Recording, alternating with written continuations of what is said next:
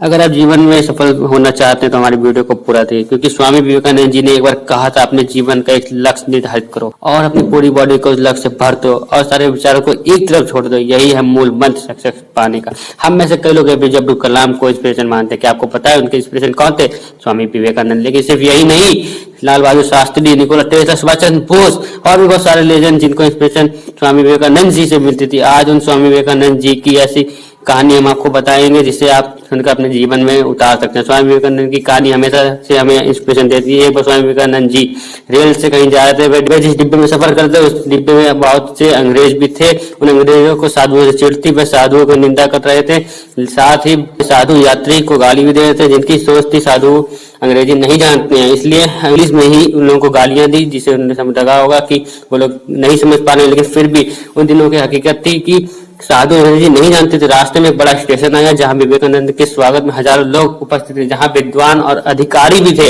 उन्होंने यहाँ उपस्थित लोगों को संबोधित करने के लिए अंग्रेजी में पूछे गए प्रश्नों के उत्तर भी अंग्रेजी में ही दिए, तो अंग्रेज लोग देखते ही रह गए। अफसर मिलते ही विवेकानंद के पास आए, उन्होंने रिक्वेस्ट करके पूछा कि क्या आप हमारी बात सुनी? विवेकानंद ने जवाब दिया। उन्होंने बताया कि उनका माइंड अपने ही कार्यों में बिजी था, इसलिए उन्हें लोगों की बातें सुनने पर कोई ध्यान नहीं दिया। उनका यह जवाब अंग्रेजों को शर्मिंदा कर गया। अंग्रेजों ने चरणों में झुककर गलती मानी और वे स्वामी विवेकानंद के प्रति आदर भाव दिखाने लगे, वह उनके ज्ञान का सम्मान करने लगे। यही है कहानी की सीख, तो कि लोगों को बुरा भला बोलने से सिर्फ शर्मिंदगी मिलती है। अपने लक्ष्य के प्रति समर्पित रहोगे तो विश्व की कोई बाधा आपको विचलित नहीं कर सकती।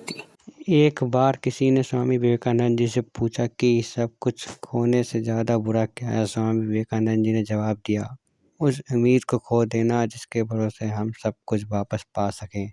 स्वामी विवेकानंद की एक इंस्पिरेशन कहानी जो युवाओं के लिए है। स्वामी विवेकानंद के मूल मंत्र जो युवाओं के लिए प्रेरणा है, उठो जागो और तब तक मत रुको जब तक तुम्हें तुम्हारे लक्ष्य की प्राप्ति ना हो जाए।